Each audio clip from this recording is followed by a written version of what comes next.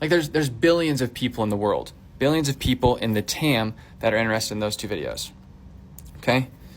Now what we're going to do is we're going to compress the TAM a little bit, and we're going to get closer and closer to our carrot recipe book.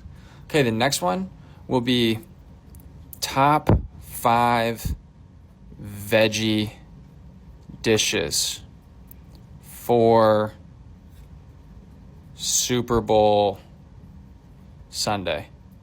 Okay, it's still pretty high. This actually like kind of would be a little bit kind of in between, but we'll go ahead and make this carrot dishes just to make it a little bit more specific. This is now only for people who are interested in carrot dishes. Maybe they like eating carrots, and so it's going to go down a little bit more. Then another example could be 3 unknown facts about carrots. You see how we're getting closer and closer and closer and closer. But now this layer right here is where you have to really unleash your expertise. You have to give people a reason to buy from you, okay? It would be something like this. I'm running out of room.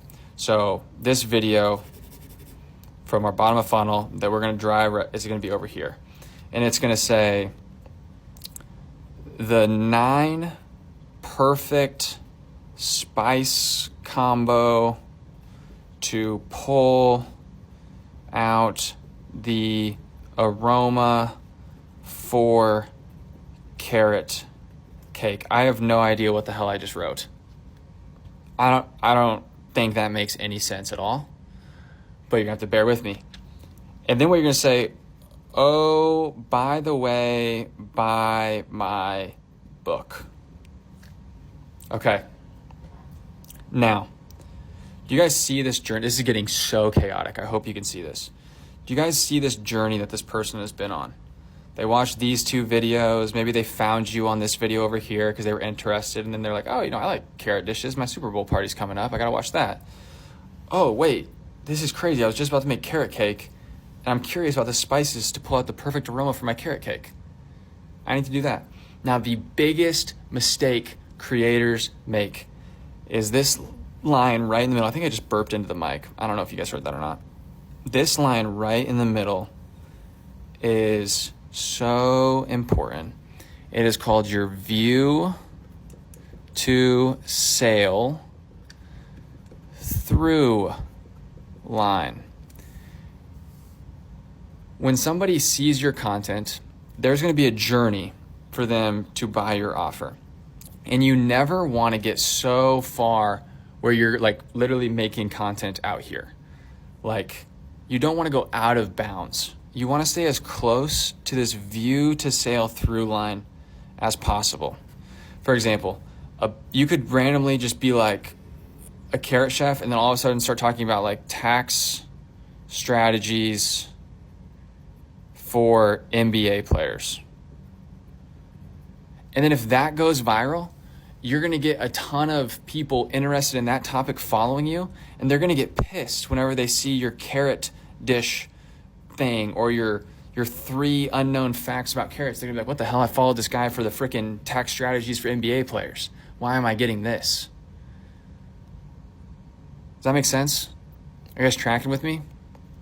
I was helping this guy with some content coaching, and he wants to teach people how to kind of network in sales and see the lifestyle of sales, but he's going viral for steak videos, how to cook a steak. And then whenever he posts something about sales, everyone's like, yo, where's the steak videos? Where are the steak videos? So anyways, guys, this is content strategy, basically how to build content strategy 101. If you have any questions about this, drop them in the comments. Let's make it happen. Do this exercise. DM me a picture of this exercise. I would love to see what you guys did. Why is it so hard to get views on TikTok after all of the recent algorithm changes? If you're trying to grow your followers, get sales on TikTok, or monetize in other ways, the recent algorithm changes are probably hurting your bottom line and probably really stunting your growth. So I'm in the weeds of TikTok every day, helping everyday people grow. So I'm going to share what I've seen, what I think is going on, and how I see creators getting views in this new environment. So save this so you can come back to it later. and drop us a follow for TikTok growth content. We've gained over 130,000 followers since starting this account in September, so thank you to all of our existing followers. Now, from what I can see, TikTok is rewarding videos a lot less based on how much that creator has discussed that topic of that video before, which is why you're seeing big creators in specific niches get a lot less views than they used to. And TikTok is pushing videos out a lot later to followers, so you'll be getting a lot less views from your current followers, which is why you'll be seeing your favorite creators pop up less and less on your For You page. In as snappy way as possible, it looks like TikTok has pivoted to trying to get the very best example of each video for each topic in front of the people who are interested in that specific topic, regardless of the person who's created that content, their history on the platform, and their follower base. And on top of this, with TikTok trying to become a more and more advanced search engine, the topics that they're looking at and analyzing and comparing videos within are getting a lot more niche. So what does this mean practically? Let's say historically you would have come across a video on your FYP, let's say from a beauty influencer running through a morning routine for healthy skin. Previously, if you'd have interacted with that video, so watched it and engaged with it in any way, your FYP would then start to fill up with more videos from that creator specifically, kind of regardless of what topics they're covering, and then a whole bunch of other morning routine videos from popular creators within that niche. Now instead, it looks like TikTok is serving you with a lot more creators, regardless of how big they are, covering a lot more niche topics. So for this example, it'd be less in the beauty industry as a whole and more specific videos about getting healthy skin, specifically a lot of the time through morning routines. Content suggestions are getting niched down, and TikTok is shifting their algorithm to try and make sure the best piece of content wins, not the biggest creators. That's a gross oversimplification of it, but hopefully that makes sense. Now, what does that mean for you, for me, the creators who are trying to grow and monetize on TikTok?